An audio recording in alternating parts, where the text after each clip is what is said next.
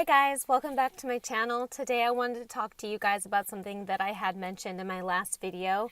It's about anxiety.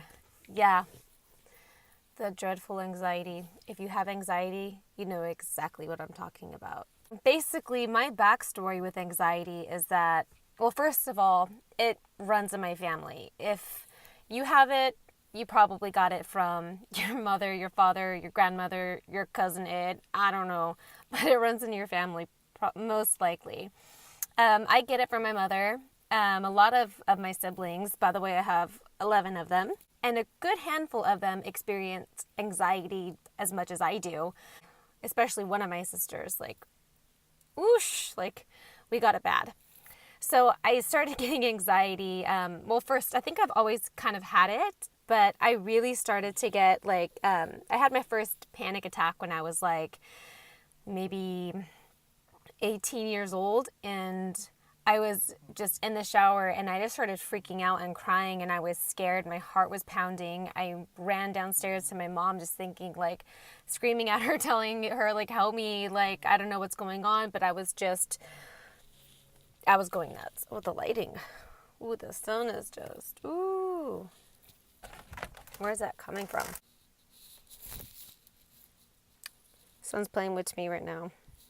Anywho, so I was just completely freaking out. After that, I started getting them a lot more often.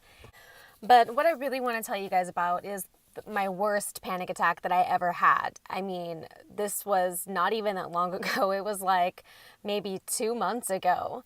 And it was in the middle of the night, and I got up and I just, first of all, something really weird happened. I just was extremely thirsty. I could not quench this thirst. So you can imagine already, I'm thinking it's not mental. It's definitely something that's physical, like actually wrong with me. So I was just chugging and chugging bottles of water. And I think within like 2 hours, I had chugged like 8 bottles of water. And so I kept having to get up to use the bathroom too, because I mean, all that water, I'm going to have to go pee. I get up to use the bathroom and I couldn't stand up. It's like I was blacking out. I was losing my vision. And all of a sudden, like, my brain felt like it was on fire. My brain was burning. I was blacking out. My heart was pounding. I was super dizzy. I felt like I was literally dying.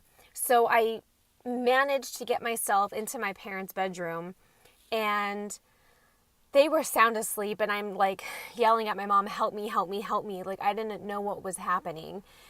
And so they jump out of bed. They're terrified. I'm terrified. And they call 911, and they come, and they ended up having to take me to the hospital because, I mean, I guess, sometimes they just kind of have to. I was, at that point, by the time they showed up, I was feeling okay. And I was like, okay, it's passing. But my mom and dad were like, you know what, you need to go. But let's just make sure that you're okay. Because this was so unlike anything that I've ever experienced before. Normally, like in the past, all my panic attacks, they've been just me kind of shaking, my heart pounding, me not feeling like I can breathe. Kind of like I was scared and needed to run. And I would just get overwhelmed with this emotion of just like despair and terror. So I would just start crying out of that. But this wasn't like that. It was so different. So, they said, let's go see what's going on. We need to make sure that you're okay. So I go, they do like EKGs on my chest. They do blood tests. They do all sorts of things. They come back, they tell me my blood is perfect. My heart is great. And so the doctor just diagnoses me with, the good old panic attack. Really not funny, but like all of this commotion over anxiety. So it just really, really sucked.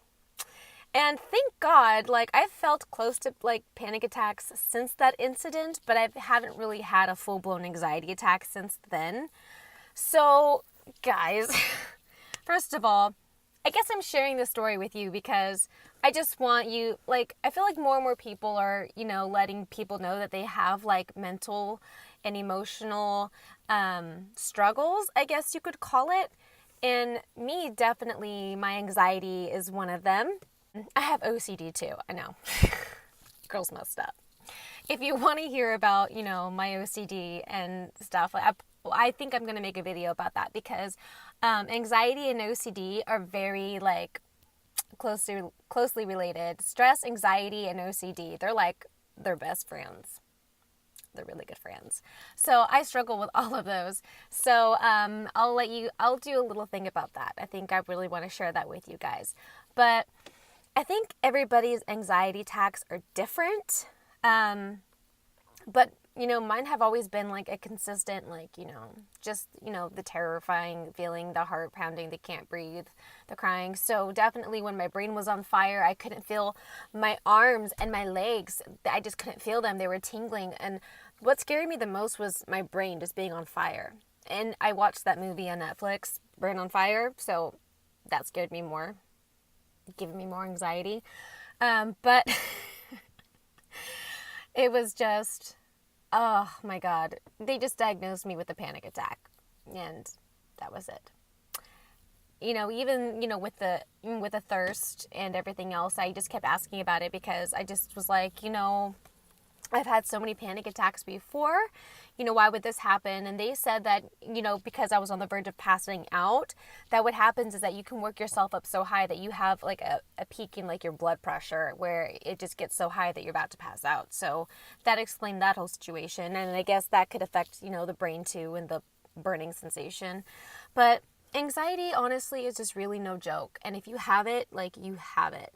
A lot of people walk around, saying that, they have anxiety, but it's honestly just regular nerves. There's a huge difference. I do have anxiety, and that is my worst panic attack. I've had anxiety for a really long time, and I've done so many things to try to deal with it, to fix it, to heal it. My mom was agoraphobic for 20 years. Agoraphobic is when you have extreme anxiety where you are afraid of wide open spaces. My mom was housebound and she would not leave. She couldn't even go to the grocery store. She was terrified. And so she got help. She saw a psychiatrist and she is now on medication that helps her, and now she can go places. It's still difficult for her to travel to certain towns or a certain amount away from our home, but she can get out, which is amazing. I'm really glad that she found the help that she needed. So, but just because my mom was, she got help with medication and pills, I thought I could, I needed the same thing. So I went to my PCP and he put me on an antidepressant, and I took that, and it messed me up. It really messed me up. And he gave me stuff that's kind of like a Xanax that I was supposed to take if I felt a panic attack coming on.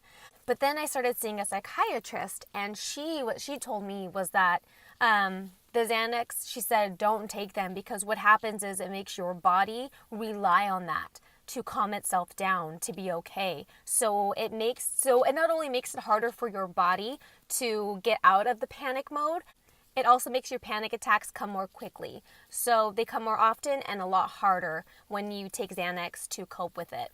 So as soon as she told me that, I nicked my bottle. I stopped taking it. Because I'm more of a holistic person. I really like to do things naturally or with herbs or honestly just with your mind. I really believe in the power of your subconscious mind. So I started doing that too. And also I was just having a really bad experience on antidepressants. I was not depressed before I got on them, and then I ended up getting really depressed. And things, for a while got really dark. And that's a whole nother story too, which I can do a video about if you guys want to hear about that. If you do, just let me know. Yeah, so I have been off of the medication for 8 months now, almost, maybe longer than that. I've been off of the antidepressants for almost a year, and getting on them was horrible. Getting off of them felt amazing. But that's just me. If you are taking them and they are helping you, then, I can't speak for you. I can only speak for myself, and that was my experience with them. There's things that I do now to help myself. If I'm feeling anxious, I kind of talk myself out of it. I breathe, and I just wait for it to pass. And because of that, because I allow it to come, and I don't resist it as much, it's a lot easier to cope with. So that helps tremendously. Anyways, guys, that's my story about anxiety and my worst panic attack. And if you have anxiety and panic attacks too, you're not broken. It's normal, probably more normal than you think. A lot of people have it. A lot of people don't like to talk about it.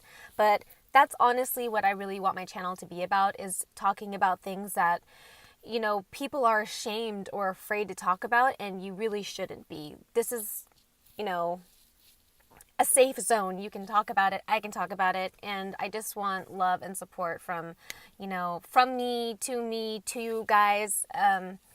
That's what I really want this channel to be about being real and about being okay. And if you do have things like this going on in your life, that there is help out there. I mentioned in my last video too that I do see a therapist once a week, actually.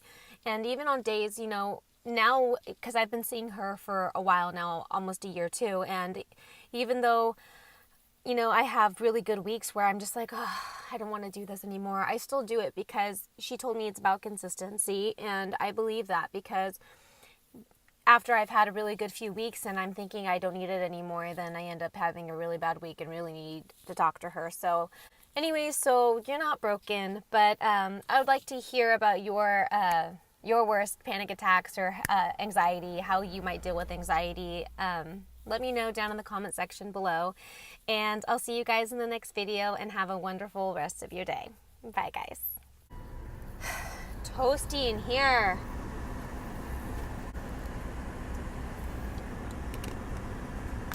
This water's warm. That's what happens when you live in California, and even though it's April, right now in my car outside, it kind of feels like the middle of July. We don't have seasons here. We just have winter and summer. I'm okay with that though. I love summer. Whew. Sweating. AC's not really working up her. Oh, it's because it's not on. Woo.